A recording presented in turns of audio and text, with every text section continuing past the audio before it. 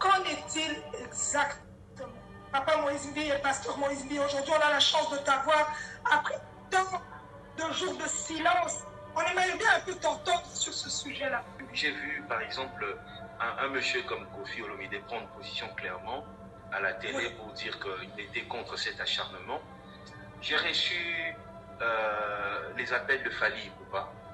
J'ai reçu des messages d'Héritier Watanabe. L'évêque Mukuna, vous permettez que je parle un peu de ce qui s'est passé. Oui. Et l'évêque Mukuna, un dimanche, bon, il a tenté d'abord d'entrer en contact avec ma sœur Litindi à plusieurs reprises.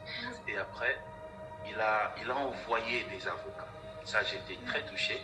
Il a envoyé des avocats à un culte de dimanche. Et pourquoi? Il disait, je ne comprends pas pourquoi cette affaire prend beaucoup de temps. Peut-être que Moïse Mbi n'a pas des bons avocats. Je vais lui envoyer mes avocats et à ma charge. Il paye rien. Et ces avocats sont venus, mais on ne s'était pas croisés. Et je te dis, ça faisait je pense, plus de 15 ans que je n'avais pas vu l'évêque. Plus de 15 ans. Vous voyez, un papa, pas son numéro de téléphone, mais il a cherché le numéro de ma sœur. Il a eu ma sœur et il a envoyé des avocats. Ça m'avait touché au point que j'ai demandé à ma sœur, écoute, arrange un rendez-vous comme ça, que lui ne se déplace pas. Moi, j'irai le voir comme un fils va voir son père. Il y a des journalistes voilà, qui vont pas tous les jours à l'église, mais qui m'ont soutenu. Attends, est-ce que tu permets que je cite quelques noms, s'il te plaît? Oui, mais c'est ta soirée, papa, c'est ta soirée, tu peux citer. Merci. Comme je passe rarement à la télé, je pense que je ne passerai pas après.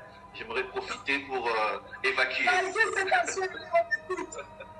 Alors, il y a un garçon qui m'a surpris. Je ne le connaissais pas.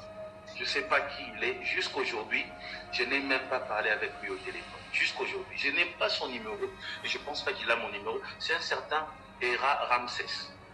Oui, un certain il est Ramsès. ici en Europe. J'ai vu, on ne se connaît pas, je n'ai pas son numéro, il n'a pas mon numéro. C'était incroyable. J'ai vu Karim Mokonzi, en plus. Mais c'était incroyable. Donc j'ai vu Saï aussi, je le dis, il m'écrivait presque chaque jour, il écrivait le comédien Saï. Il y a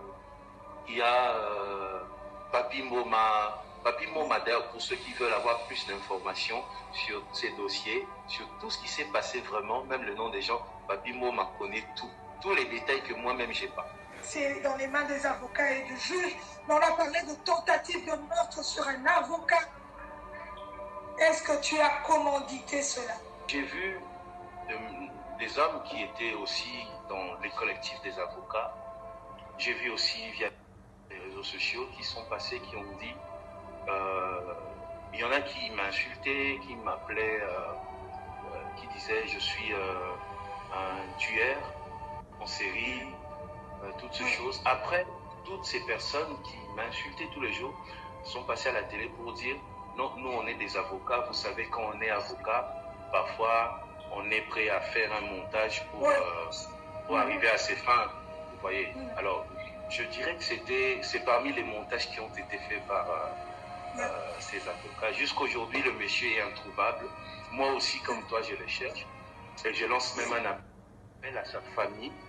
Si jamais vous retrouvez le monsieur que j'avais blessé par balle, en tout cas, aidez-nous à le retrouver, à l'envoyer à l'hôpital et surtout que je sois condamné. Aujourd'hui, vous savez comment c'est. Moïse Mbi est magicien. Après, Moïse Mbi est franc-maçon. Après, Moïse Mbi est Guégué. Quand Guégué a commencé, mais c'était le monde entier qui était emballé. Une histoire d'un Dieu qui n'existe pas, de son temple n'existe nulle part. Il n'y a aucun adepte de Guégué à part Moïse Mbi.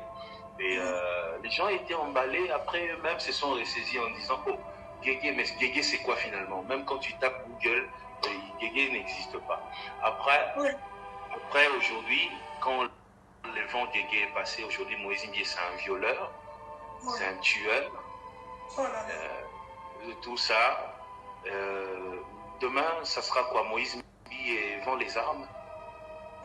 Parce que j'ai l'impression d'avoir tout vécu maintenant.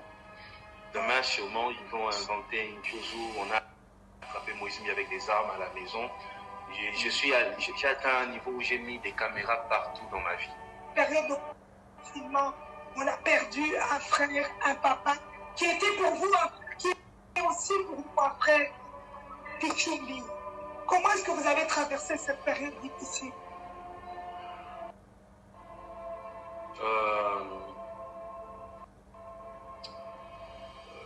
Je pense que jamais je me suis senti aussi faible. Mon autre frère, chez lui à la maison, il a trouvé presque mort et a appelé vite l'ambulance. On l'a ramené à l'hôpital. Bon, lui, c'est un Congolais.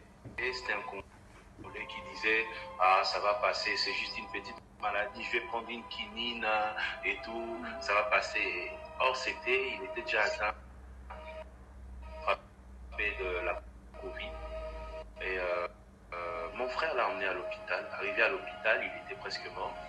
Il est entré directement dans le coma où il a fait 17 jours. Dans le coma. Et pendant tout ce temps, nous étions en prière. J'ai dormi presque plus. Et on espérait, on croyait qu'il va se relever.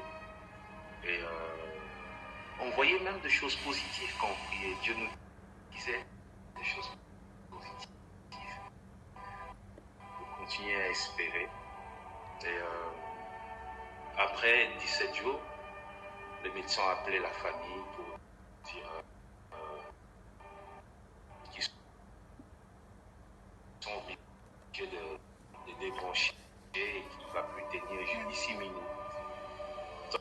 Il vivait avec une respiration artificielle.